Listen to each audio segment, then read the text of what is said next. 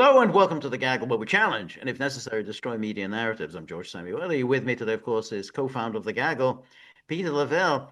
So, Peter, last week started with a very belligerent President Trump insisting that the United States acquire full, unrestricted, unconditional ownership of Greenland.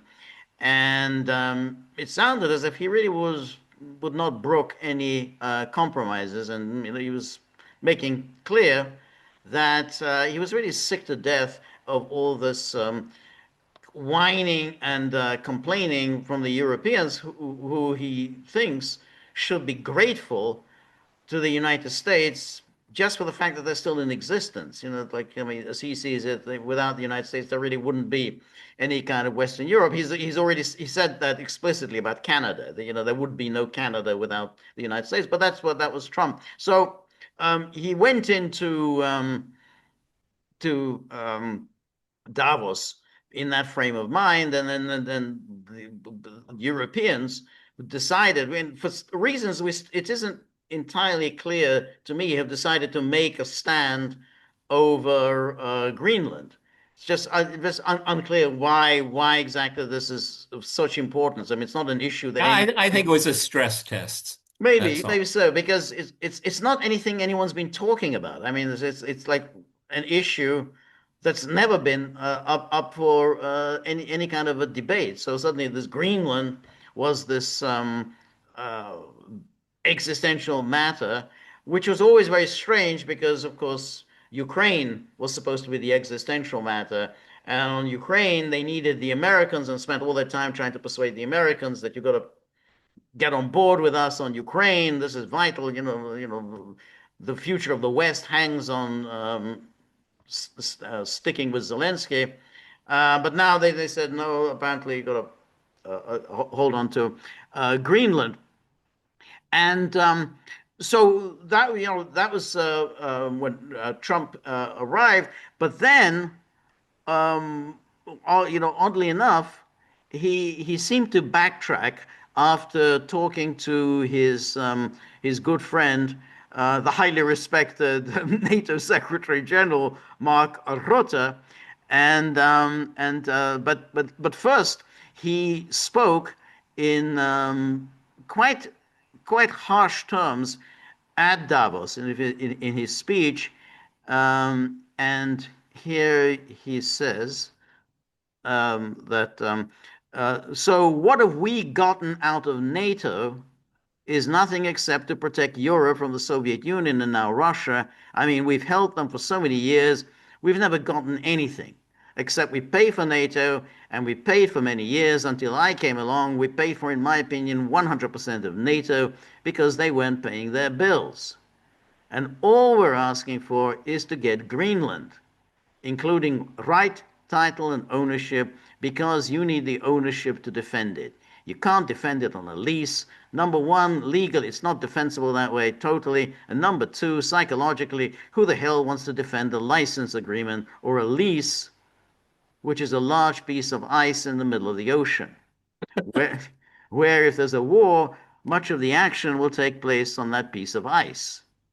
Think of it, those missiles would be flying right over the center of that piece of ice. Well, everything, okay, this is a prime example of Trump arguing with himself. He's not trying to convince anyone. No, This is his thinking, okay? right. Everything he just said there is immaterial, Good. okay? He wants it. Yes, Okay, that's it. Okay, that's that's the root of it. Okay, he wants it. that's right. That's right. And then he went on. All we want from Denmark for national and international security and to keep our very energetic and dangerous potential enemies at bay is this land on which we're going to build the greatest golden dome ever built. We're building a golden dome that's going to, just by its very nature, going to be defending Canada. And then this was when he made that on Wednesday, and he suddenly later on issued this truth, which sounded as if he was climbing down, Or, superficially, it sounded like he was climbing down. He said, based upon a very productive meeting that I have had with the Secretary General of NATO, Mark Rutte, we have formed the framework of a future deal with respect to Greenland.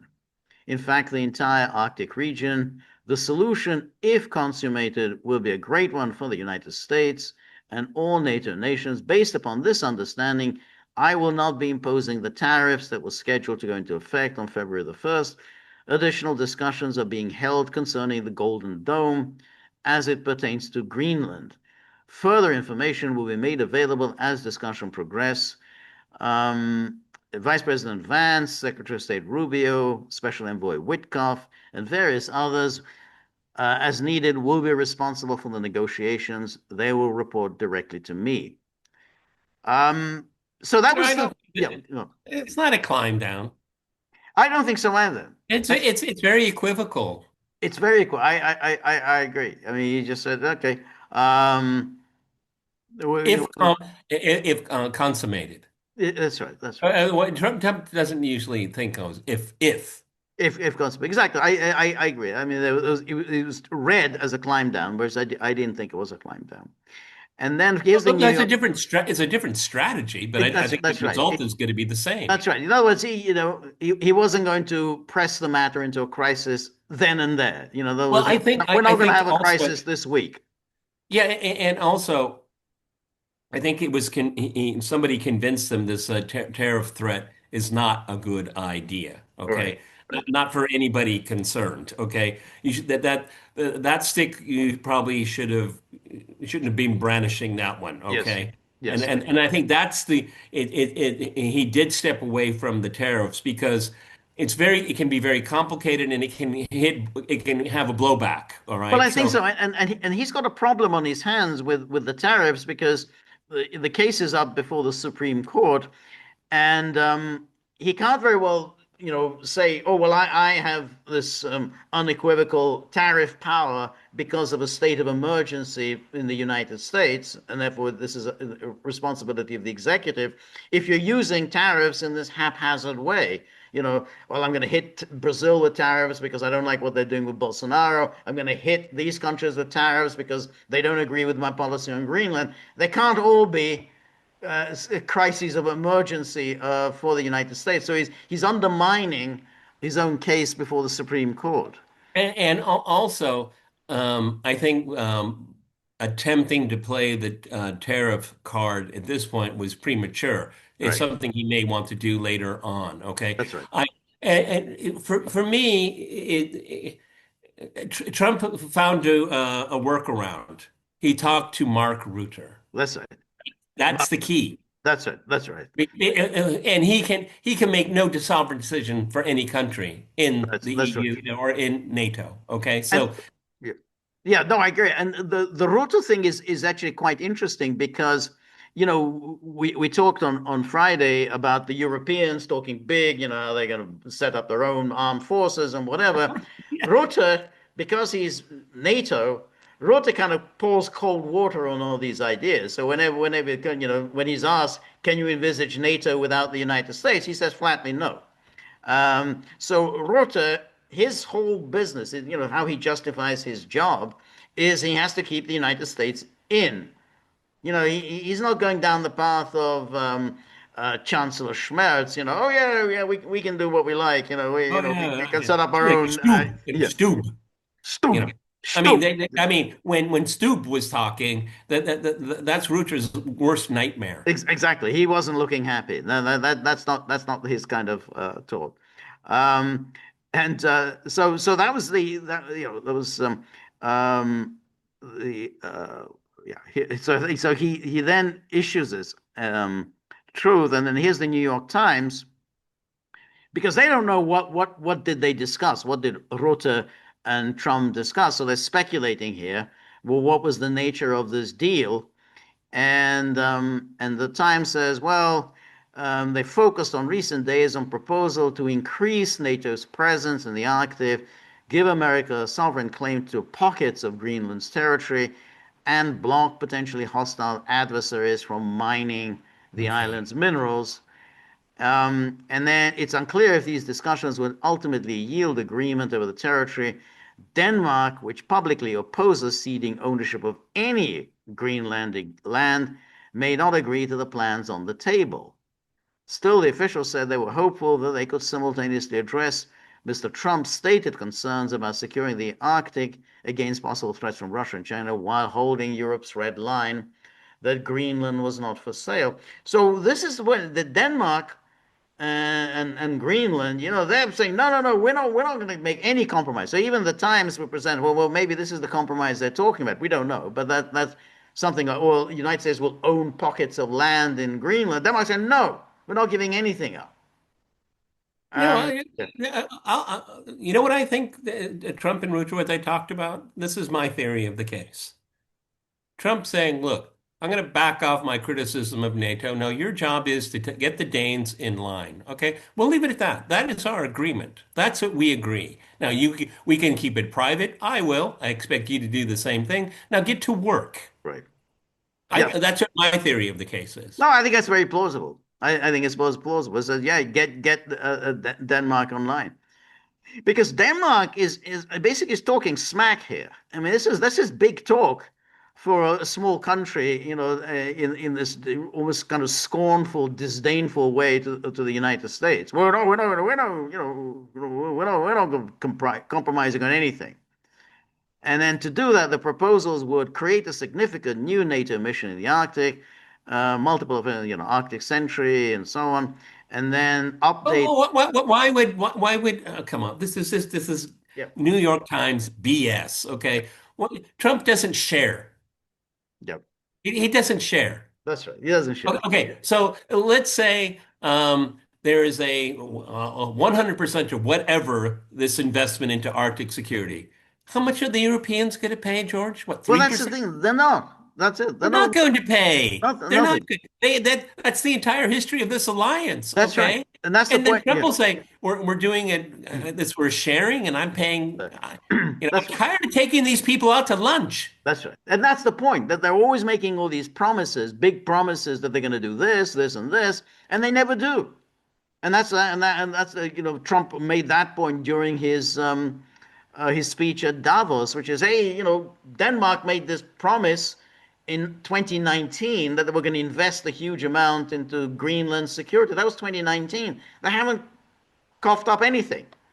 So now, we're going to do this. We're going to, we're really going to take all this very seriously.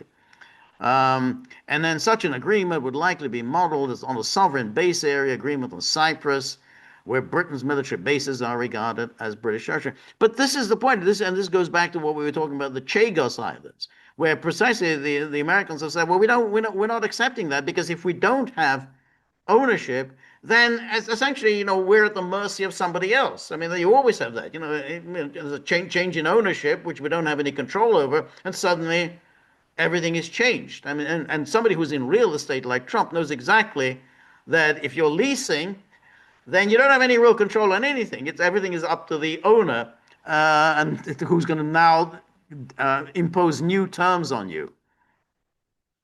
That's why Um, he talked about title that's in right, his briefing. exactly. I mean, no president ever has used that kind of terminology in public speech, but at the core, that's what he is. That's what that's he's it. all about. All his life he's been doing this. This he grew up on it. With his dad. Since he was a small child, he grew up on this. And they're restricted on NATO and so on. So that was the idea. And now this is the big talk from Greenland. All 55,000 of them. Greenland to Trump. Hands off our minerals.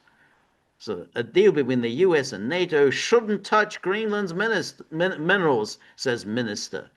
So What is this? This is what the mouse that roared. it is. So, but this is real talk. If there's Mette Frederiksen to the Danish prime minister, they're really uh, getting very big, getting very full of themselves.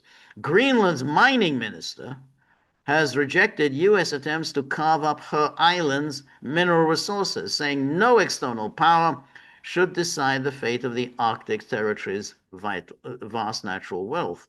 But you are Greenland. Yes, yes, that's right. You are deciding the fate, okay? That's Well, what. look, hat tip, I like the underdog, it's a great story here, but you don't have any say. Sorry. I don't think so. Um, and you know, ultimately, it's Denmark doesn't either. Once you've sacrificed your sovereignty, which you have through NATO, EU. then that's it. You can't. Then it says, "Whoa, we're sovereign. We get to decide, everything that pertains to Denmark and Greenland." No, you signed away your sovereignty. Exactly. Everything is on the table except our sovereignty. Mineral Resources Minister Nathanielson told Politico in an interview 2 days after US President Donald Trump and NATO Secretary General Mark Rutte held closed door talks that the US president claimed it included a deal on the island's resources. The Arctic island is home to enough of some kinds of rare earth elements to cater to a quarter of the world's demands, along with vast amounts of oil, gas, gold, and clean energy metals. And then Politico puts in, but has extracted almost none of them. So Yeah, that's why? Why haven't they been extracted? Oh, because it's too cold. No, that's not the answer. No, that's not the that's no, ridiculous. that's Okay, that's the Russians do it in the Arctic. They've been doing it forever. Okay, no, Greenland, Denmark do not have the capacity. exactly There are exactly very few countries in the world with their with public-private initiatives that can do that, and Greenland and Denmark are not there. exactly huge capital outlays would be necessary. Denmark obviously can't, but neither of the Europeans. So who also the Europeans are talking very big. But what have you done? I mean, have you planted any capital there? For this extraction. So, although the exact details of the framework remain unclear, a European official told Politico it could include an oversight board to supervise the island's minerals. This is what I really like when we have an oversight board. That's my favorite. When you have somebody's going to oversee what? Okay, again, Mark Rutte has been given a task, and if he fails, well, he's going to get the backhand of Trump. Okay, Yep, because they're very vulnerable. The United States doesn't need NATO. NATO cannot exist yep, without the United that's States. right. Okay, so I think the marching orders are really clear. Yep, Okay, that's right. my good friend Mark. That's Okay, right. everyone likes Mark. The Yes, highly respected. highly respected. Yeah. I just love that. I just that has to become a kind of an English expression, kind of sarcastic expression. The highly respected. You use that moniker about people, but precisely in order to suggest the opposite. That he's highly respected. Nathanielson rejected that possibility. That would amount to giving up sovereignty. That's our jurisdiction. What happens with our minerals, she said, suggesting the possibility of resolving the issue of Greenland's resources through multilateral talks. It's Oh, more talks. Let's have more that's talks. a Yeah. that's a lot of big big talk, given how limited really the cards that you're holding. We're not going to accept anything like this. Who are you exactly? I mean, it's you get this tiny, tiny population, 55,000. That's the size of a very small town in Europe. Leave aside the United States, just a small town in Europe, and you're Well, really there's a blustering stadium. away. There's a stadium right over the building that's Right. in front of me that can hold almost that. Exactly. That's right. Exactly. In any sports stadium anywhere would hold about that number. The European Union has gone into a panic mode to build raw material supply chains virtually from scratch as global supply chains for materials vital to clean energy, tech, and military equipment become less certain amid fracturing global alliances. Greenland is seen as a potential solution, and the EU signed a strategic partnership with it on minerals in 2023. And okay, you signed a strategic partnership. I, Fantastic. I, I, I'm moved. I'm deeply moved. That's right. Whoa, well, that's fantastic. Well, hey, well, they have a strategic Well, we partnership. signed it. Yeah, here we are. What is that sounds like a supper club to me. Exactly. Yeah, we signed it, exchanged documents, and fantastic. And then what? I mean, it doesn't sound like anyone was planted any capital. And then his political also. No one can trust him. Trump's torched allies confront the world without America. No one can trust him. Well, I think the title should be "No One Can Touch Him." I think so. I think so. Um, No, but but not because Trump is right. No, don't misunderstand us here. But if you sign away your sovereignty, you hypocritically stand by the European Union as a genocide is committed. Overthrowing of governments of Syria, your ridiculous and wasteful and shameful participation in Afghanistan. I mean, you don't have any bragging rights here. Sorry. yeah, I agree. I wonder though, how much of this Trump? I mean, obviously Trump is just absolutely sick to death of the Europeans, but how much of it do you think is on account of Ukraine and the frustration that he's felt over the past 12 months over Ukraine? It's a really interesting question. I think that what does Trump want? He wants wins, okay? And working with the Europeans, they're more of an impediment. They're a nuisance.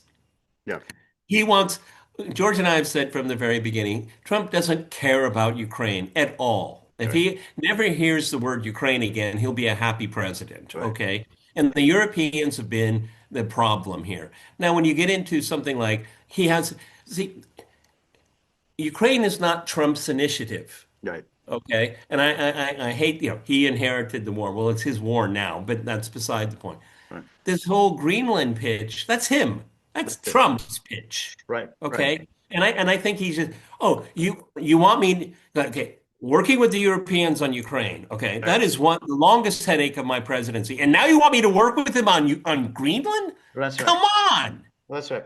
That's And his attitude. What? I think so. I think, you know, with Trump, he just doesn't see any upsides to this war in Ukraine. He just simply said, what does the United States get out of it? He doesn't have that obsessive Russophobia.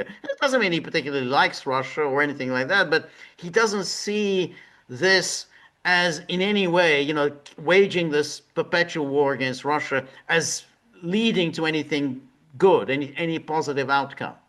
And there, I think he parts company with the Europeans. I mean, they have an obsessive hatred. They've got it bad, and so I think this is why, I think he's kind of frustrated by the Europeans. I mean, every time he wants to work something out with Russia, the Europeans are on hand saying, no, no, you can't do that. Yeah, absolutely, absolutely not. This is existential for us, and he allows them essentially to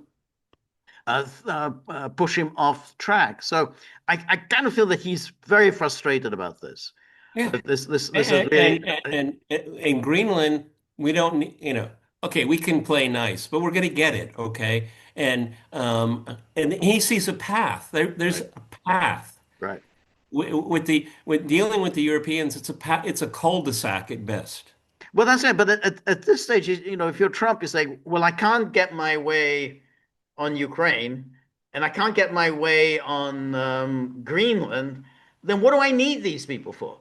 And that was the thing with the Europeans; they absolutely refuse to compromise, and but they don't, as Trump sees it, they don't have the cards to play. They don't have any military strength. They don't have any economic strength, and yet they insist that they prevail on both issues. One of the things that we've discussed is that there is the belief out there, and I think it's very real. We just have to last him out. Yes. We can just, Yeah. wait him out, okay? Yeah. And Trump knows Yeah. that. Exactly. And he's not illiterate, Yeah. okay? I don't know how much he reads, I think he watches a lot of Fox News, but you can take that perception and you can invert it. Trump is saying, I have very little time to do what I want to do. I absolutely, I agree And and what he wants to do is create political facts that cannot be reversed. that's right. And going together with that, he knows that these European leaders detest him and essentially are working with the Democrats. He knows that they are waiting him out and they are longing for a return for a Democrat into the Oval Office, and that that's always been the case. So the European elites have always been in with the Democrats. Well, Um, now that you mention it, George, now that you mention it, and since we're looking at Politico, um, I would fully expect outside interference in the midterms. Absolutely, absolutely. I think this midterm election is going to be very weird, Yep. very weird. Yep. Yep. Exactly. Because the Europeans, want to weaken Trump. A bad result for Trump will be extremely enfeebling for him because then, you know, the impeachment articles have already been drafted. I mean, it's not like, oh, well, they're going to start impeachment proceedings on day one. And no, it's already done. I mean, on day one, they're already going to be, setting up the hearings on the draft articles. So that's what the Europeans want. And so then Trump is much weakened, and he's going to be preoccupied, for the next 2 years with his Well, lawyers I and think, fighting off these impeachments. well, reason why I say I think it's going to be weird is that I think it will be contested because there's going to be a hell of a lot of dirty tricks Yeah, out there yeah, on all exactly. sides. Yeah, Okay. yeah, Trump is not going to take, he will want an engineered victory. yeah. Okay. Because he knows that, he could go to jail. Yeah, absolutely he would. And you're right. I think there'll be dirty tricks. I think they're going to be leaking all kinds of things. All kinds. Yeah, there's all sorts of leaks. What Trump said to Macron at some point or other. All of this is just going to be uh, put into the U.S.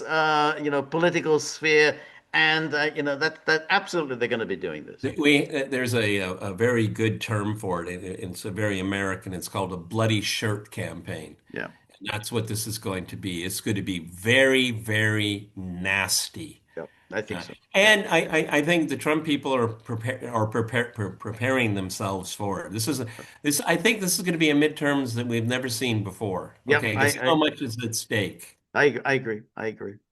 And then here, European leaders now face two tasks: to bring the focus back to the short-term priorities of peace in Ukraine, i.e., war in Ukraine. But this is the usual kind of Yeah, locution. gibberish from Politico. Yeah. Yeah, Mhm. peace in Ukraine and resolving tensions over Greenland, and then to turn their attention to mapping out a strategy for navigating a very different world. The question of trust again underpins both.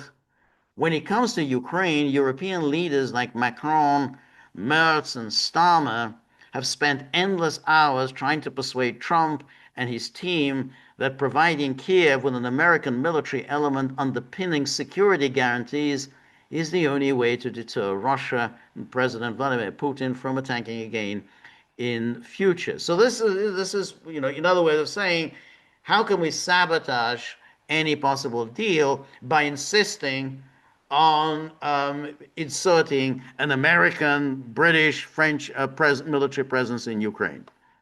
But the problem is for the Europeans is that they just have such a crop of low octane thinkers. These are not adroit people. They're not smart. You know, Strategy for navigating a very different world. Good luck with Right. that. Okay, It- because you're not determining it. You're reacting to it. You have no capacity to fundamentally influence it. You can obstruct. right. Yes, okay. But Right. that's not going to earn you any um, um, uh, bragging rights. You're just going to annoy people. Exactly. Exactly. Um, and then says ultimately Carney, this was the Mark Carney's speech, where he was sort of calling for a union against the United States. I mean, Right. it was not easy Get to a life. Get a life. Yeah. exactly a union against the United States. Just like Zelensky, them saying, yeah, hey, Ukraine can become the leader of Europe. So we'll become the chief military power in Europe. Carney's speech is interesting for a variety of reasons, which we won't go into here. But, George, I mean, how realistic? When is, okay, maybe you can give me a historical example. When have middle powers been able to get together to defy the great powers? It doesn't happen.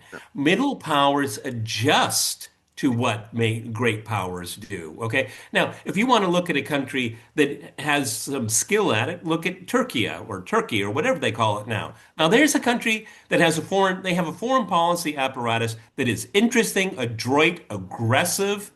Um, uh, Sometimes they go too far, but the Europeans don't have the skill in doing this. I Well, mean, they haven't shown it anyway. what you said is very interesting because when you asked that question, I was thinking, okay, well, during the Cold War, you had the so-called non-aligned movement, so you had Indonesia and China and India and Egypt, and they had a certain room in which to maneuver. But the reason why they had certain room to maneuver was that there were two superpowers.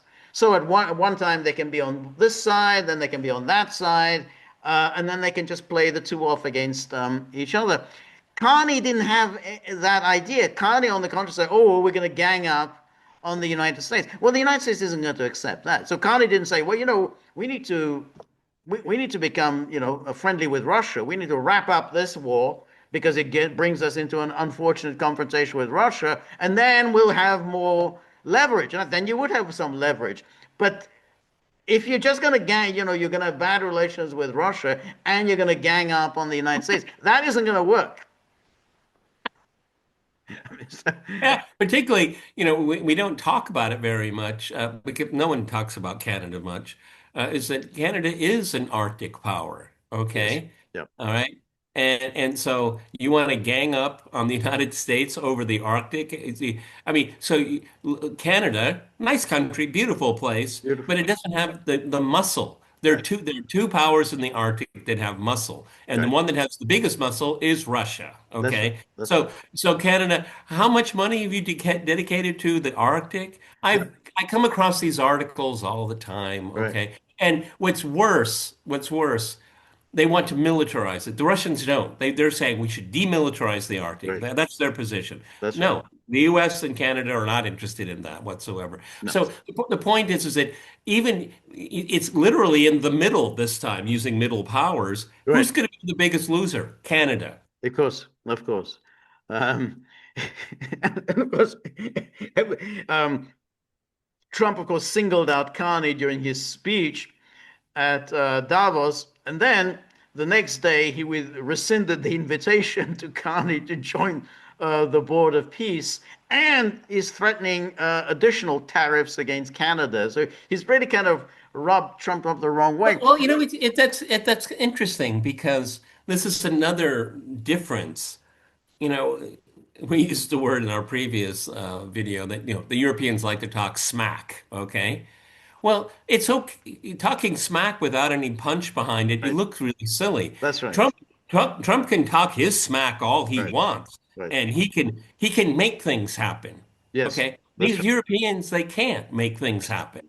Yeah. They can. They're just annoying. That's right. Exactly. Just, a lot of big talk, but without any muscle to back it up, and that really is quite annoying when somebody does that.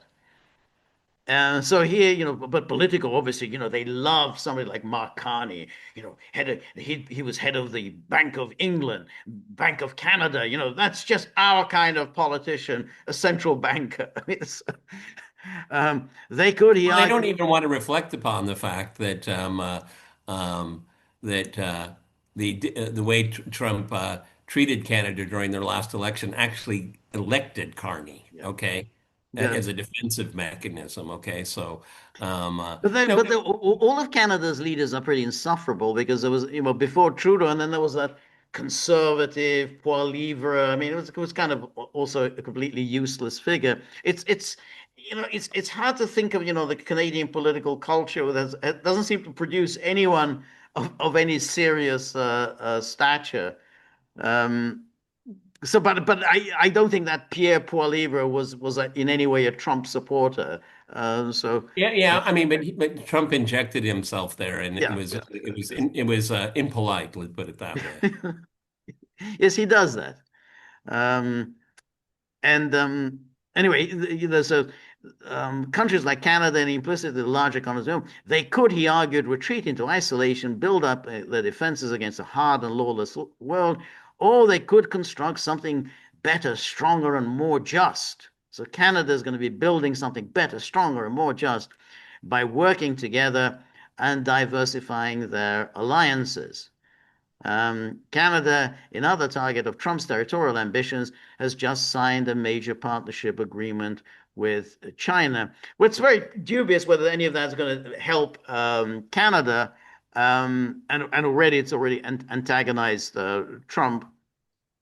And anyway, so the most urgent task is to reimagine, or Oh, here we go again. Reimagine. Here we that's go. that's a word from the past. That is so 2020, reimagine. There's a reimagine policing, reimagine a future for European defense that does not rely on NATO, the diplomat Okay. said. Yeah, Or, that's real magical thinking. that's right. Already there are many ideas in the air. These include a European Security Council. Well, that should be what Wow, another place to have meetings. Okay. exactly. Imagine people are salivating. Hey, I'd like a job on that. I wonder what the salary is. I mean, I'm sure it's going to be a very big salary. And all I'll be traveling business class and staying in excellent hotels. I want to be on this Yeah, European yeah, Security but Council. George, they already have Kaya Kalas, okay? I mean, and look what the train wreck that has turned Right. out to be. Now, Yes. you're going to have a European Security Council, and you're going to do what? That's right. You're going to do I mean, are you, will this European Security Council will be work off the assumption that they have no access to American NATO assets? Oh, right. come on. This is going to be a short meeting, okay? That's right. That's right. No, that's right. And I don't even see who's going to support all of this. I mean, where's the support going to come from for to create this European Security Council? So the sort of the nationalist populists in Europe, they you think, oh well, maybe they're going to support it. They're not going to support this. They're saying, hey, this is just another, you're adding a layer of bureaucracy that isn't actually going to achieve anything, which would have the nuclear armed non-EU UK as a member. So this is back to the old idea that the British and the French are going to pool their nuclear weapons for Europe, neither of which is a possibility because the UK, first of all, that doesn't have an independent nuclear deterrent. It depends on the United States. And the French nuclear doctrine is very specific. We only use the nuclear weapons as a last resort to defend France. They cannot use their French nuclear weapons for any purpose on that. They can't extend the kind of a French nuclear umbrella to anyone else. That's when they would have to change their nuclear doctrine. And the French have already said they're not going to change it. I mean, it's absolutely across the board. They're not prepared to change their nuclear doctrine. So this is just nonsense. Everybody, to say it in a different way, um, are the French going to use their nuclear arsenal to protect Germany? Think about that. Yeah, exactly, Yeah, Ex think about exactly. Um, and urgent efforts will be needed to create a drone industry and to boost air defenses. That's all Oh, fantastic. God. And Insufferable, and insufferable. then so the So, European and who's Commission, going to pay for this? Who's going to who's pay? going to pay? And then so the European Commission has already proposed a 100,000 strong standing EU army. Now, what's a 100,000? I mean, how many that you've got about in the field in Ukraine? You've got about 1.5 million men. 700,000 or so on both sides. So what's 100,000 going to do there? I mean, it's nothing. I mean, when it sounds like you got 100,000 army, but when you have 100,000, only about at most 50,000 are going to be involved in combat. All the rest are doing office work, logistics, engineering, catering, entertainment. So the number of people actually combat is much, much smaller, 50,000 at most, probably Who's go- less. who's going to run the EU army? Right. Germany? I think it's what the Germans would like. Yeah, I'm sure the Poles would love Everyone, that. everyone, yes, exactly. Everyone's going to love it. We really would love to have We a, really want to have a European military German, run by the a, Germans. Yeah. a German division outside in a suburb of Warsaw. Okay, yeah. Yeah, they just love the sound of spoken German, loud spoken German. Just brings back such happy memories. Um, And what would this EU army would they have? What kind would they? What's the term? Would they have immunity in EU countries? well, they would have to, I Oh yeah. guess. Oh oh Yeah, oh oh. Okay. Yeah. Loud speaking, goose stepping. that's right. Yeah yeah. And immunity. Yeah, Oh yeah, yeah. okay. Well, I mean, we've been there. That's right. Exactly. But it's political. Where they're getting quite carried away by this. Oh well, yeah. So we got to get this done. We're really going to get all this Well, done. these articles are like novelettes. They're just divorced from reality. That's right. These are it feels good. That's right. That's right. There is hope. There's That's right. hope. Look, That's right. the EU army, the EU Commission has already proposed a 100,000 strong standing EU army. Don't you feel inspired, That's George? right. That's right. But of course, they're going to churn out these articles, but ultimately they're going to come to the conclusion, you know what? Why don't we just wait Trump out? That's a lot easier than, spending a lot of money that we don't have on a completely fictional entity like creating And a and the standing American army. and the American military base down the street, it's still open. Yeah. Um, and so domestic political considerations will inevitably make it harder for national governments to commit funding to shared EU defense projects. As hard right populism grows, oh, we got the hard right in. Hard right populism grows in major regional economies like France, the UK, and Germany, making the case for more Europe is harder than ever for the likes of Macron, Starmer, and Merz. Even if NATO is in trouble, sending a European army will be tough. I love the way they describe it, a hard right, which, according to their argument, would actually be opposed to creating a European army. But that's apparently hard right, as opposed to the good guys, the moderate centrist guys who want to create this European army. And look how the soft touch here, domestic political considerations. No, it's not, they make it sound like, well, we just need to talk and we'll all come to it. No, this is going to blow up in their Well, face. that's Okay. right.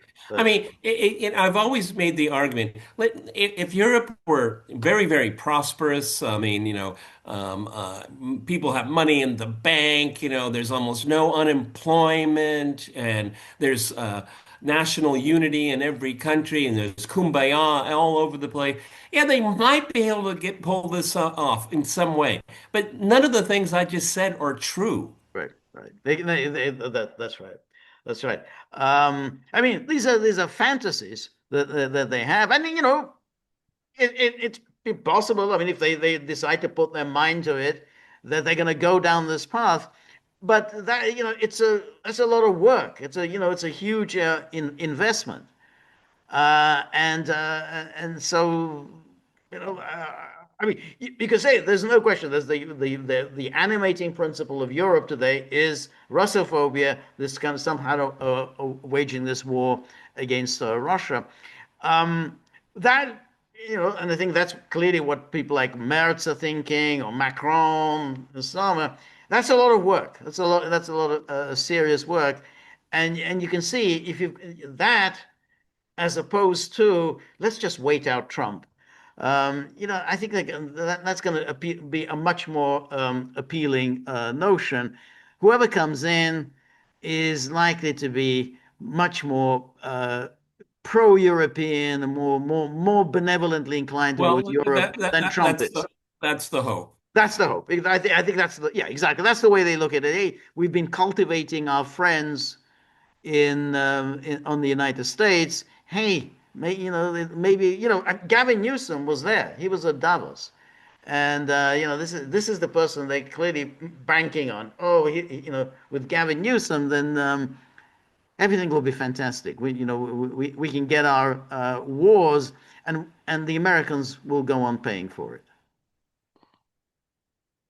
Um, Living in the past. that's right. Um, While these leaders know they can no longer trust Trump's America with Europe's security, many of them lack the trust of their own voters to do what might be required Well, instead. every once in a while, Politico, that was deep down in the article. Okay, yeah. That's right. See, if they had started with that paragraph, the rest of the article wouldn't have been written. That's right. That's right. Um, but this week clearly, it hadn't gone well for Europe. That they this was not a good meeting in Davos. They still have this problem with Trump. They seem to have at least the immediate crisis with Greenland has been, they've staved that off, but they still have this problem, which is they can't get Trump on board with their project. Yeah, but Which is with the Ukraine project, which is still absolutely essential to them. They can't get him on board, yeah, and so basically they're not really prepared to deal on one with him on one or the other, Greenland or Ukraine. but logically, wouldn't wouldn't you expect that at some point we need to have let's have a autopsy of last week. You know, let's be honest with ourselves. Okay, we don't have the strength to get our way. Now, this this war in Ukraine, it's just a boondoggle. I mean, we just keep pouring more and more money into it. Right. Okay. Um, uh, it's unclear if this is weakening Russia or not. Let's be honest. Okay. Cy Hirsch came out with this really awful, awful article. You got to go to his Substack and read it. It just blew my mind. He's getting listening to the wrong people. Um, and just say, look, maybe we should reassess our priorities right now. Um, we have to look inward. What assets do we have? Sure. How can we sell a rejuvenated Europe without being Right. antagonistic to Russia and the United States at the same time? See, there's just no creative thinking here. I No. mean, they've hit a brick wall every single way they go. This demands an autopsy, a total rethink. I Right. mean, the European political elite act like Democrats. Right. The Democrats never have an autopsy. Yeah. It's like, no, because the people failed. We Yes. didn't fail. The people failed. Yeah. And this is the mentality of the European elite. The people are failing us, Right. okay? Right. And the people keep pushing back and saying, what you're selling, we don't want to buy anymore. Yep. Okay, Yep. all of these discussions, about European leaders and what do Europeans think of themselves? They don't tell us. Right. I, Yep. I was having lunch yesterday in my usual haunt, and this French guy sat down. I was speaking English with my guest with me, and he said, "Hi, I hear you speak English." And he was just telling me, he said, the French they're furious of what's going on. They hate this guy, Macron. They don't hate Putin. They hate Macron. They want him to go." And he was beside himself. He said, they don't learn anything. They are incapable of learning Yep. from their mistakes. Yep. Yep. Yep. Yeah. That's the remarkable thing. I mean, it's that this war that's been going on, that now 4 years, and if you Longer than the Second World War. that's right. And so if if you're Europe, you have serious economic problems. This is costing you a great deal. The energy issue that's a serious issue for Europe. You're having serious problems with the United States, which is your major patrons. And of course, you have the serious problems with the immigration, which again, you're not able to resolve. So when you have so many problems, the most sensible thing would be, well, okay, well, let's just, you know, bring at least one of the problems to a conclusion.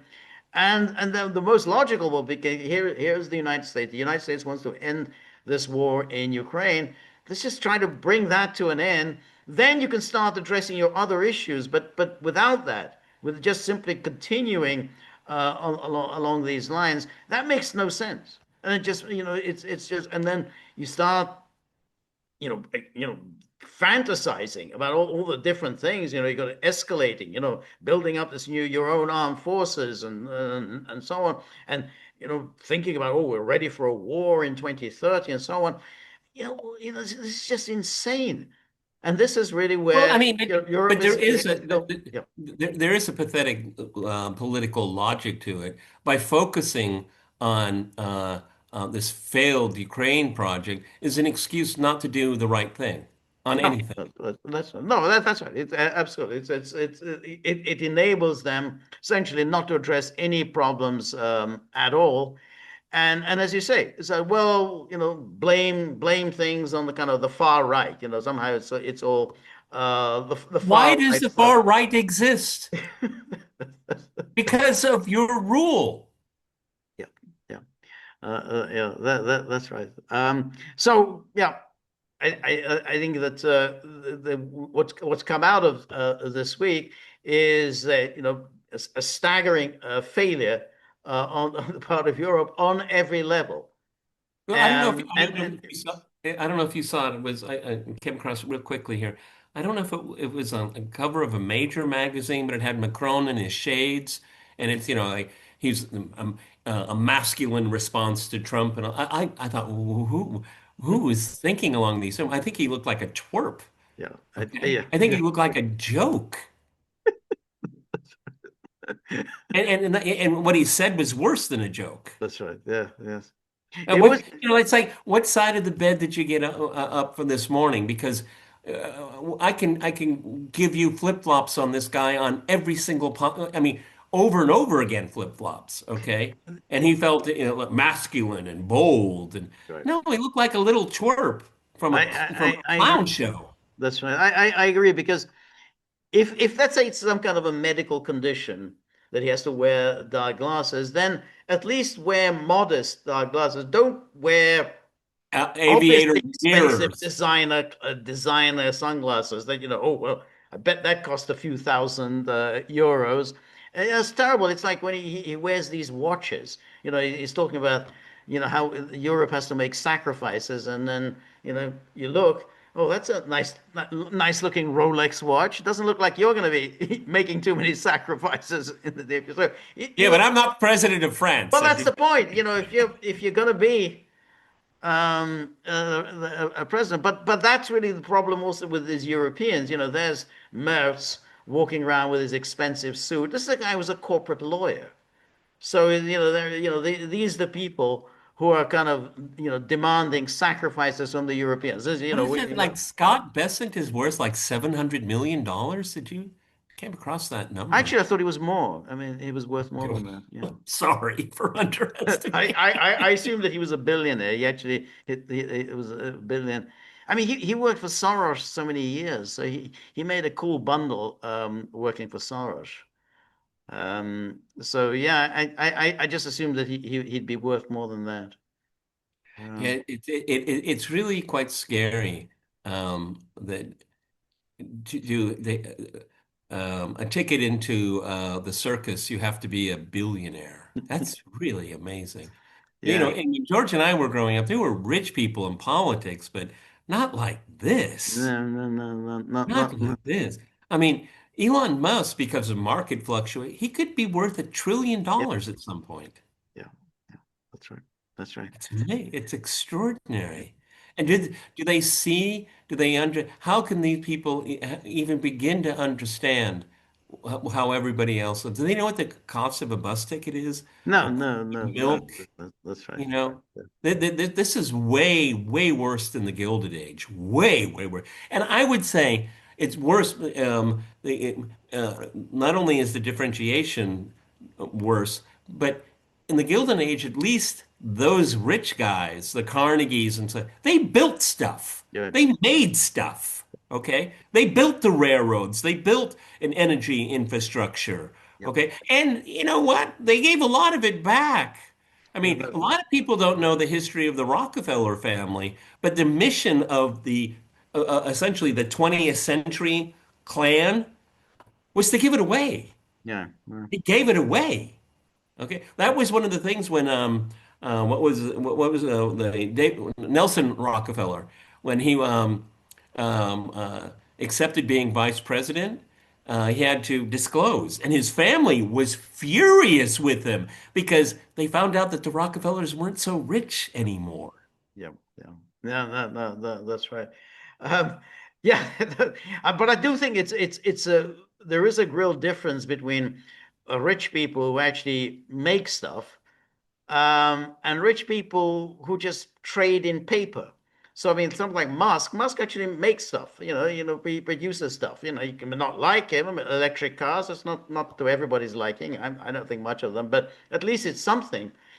Hedge funds like Besant Vultures, or vultures. Rothschilds, like Macron worked for the Rothschilds. They're vultures. They don't really produce anything.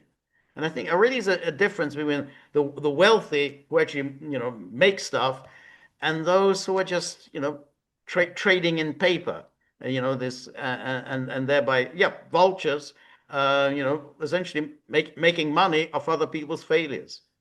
And with when you have that kind of wealth heft behind you, you can sway markets. You can manipulate. It's so easy to manipulate. Yeah. Okay, I mean you can short a stock, and then everybody is chasing their tail, and then the stocks go down, and then you come right back in, and you Yeah, just yeah, you. absolutely. Yeah. It's really it happens all of the time. I mean that's part of this venture capitalist environment is to be able to manipulate the markets. Yeah. Okay, And that's, of it course, George Soros's, um, you know, go-to business, which is to manipulate markets. Moving huge sums of money from place to place, and knowing the enormous economic impact that has. We knew what he did in the UK. Besant was involved in that. He was involved in that. What the Soros did. So Soros, I mean, it's hard to think that he has had any kind of positive influence on humanity in all of his years in finance and quote philanthropy. Yeah, So but I mean, that's one of the fundamental problems with our age is that wealth, we're told, is a reflection of your virtue, and it's not. no, no, no, no. And I think in particular, I think when the source of your wealth is just simply playing around with money, moving money around, betting, particularly betting against currencies, that really that's a pretty shabby way of Well, that's what they living. did to that's what they did to Iran in December of last year, Right. through the vultures in the Gulf. I mean, they destroyed the Iranian currency, all intentional for a political end. Yeah. Okay, Yeah. who cares about the misery of people? Oh No, my no, yeah, goodness. Okay. exactly, exactly. No, these people, they're so divorced from people are suffering. A lot of people are suffering.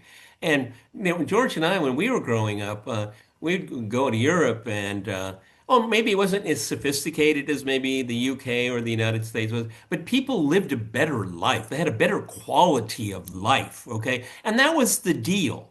That was the deal. Quality of life over what was always the juxtaposition. Um, uh, it was income versus quality of life. You want to have a lot of money, or a lot of people say, "Well, I'd rather have a better life, a healthier life, Right, right. um, a more sense of community." And when I first traveled to Europe in the 1980s, that was true. That was true. Yeah, Okay. And then and since I've been banned from the EU, but right before my ban, that was all gone. It was gone. yeah, Okay. yeah, yeah, So, all right. The topic for another yeah, podcast. yeah. Okay. But we're going to keep an eye on the ups and downs of our of the European clown show. Okay. For sure. All right, everybody, this is the end of our wrap for Sunday. This is the Gaggle with Peter and George. We're on Local, so please go to thegaggle.locals.com. Yes, buddy. Okay, he's scratching my leg, not Right. humping it. Yeah. The tip jar. Yeah, The those operative words. Tip that tip jar. jar, a jar that can only tip over when there is tips actually in the jar. Yeah, so this is, buddy. This is his point. He's been emphasizing it over and over again. That doesn't seem to people understanding it, which is the whole point of a tip jar is that there are tips in it. There isn't jam in it, no pickle juice or anything else. We can have a Oh, pickle juice I jar. like pickle juice. Yeah, okay, but Buddy says, okay, we'll have a pickle juice one day, but this is the tip jar. So if you have anything at all lying around, any coins, the thick wads of $100 bills, everything into the tip jar. We're very grateful for all of your help, friendship, and support. The more you're able to donate, the more of these videos we can make, the more we can improve on the technology, and above all, we're not going to get any more of these lectures from Buddy. It's really, it makes us feel bad when we have to listen to him. So remember, if you like the gaggle, please like, share, and subscribe. See you soon. Bye bye.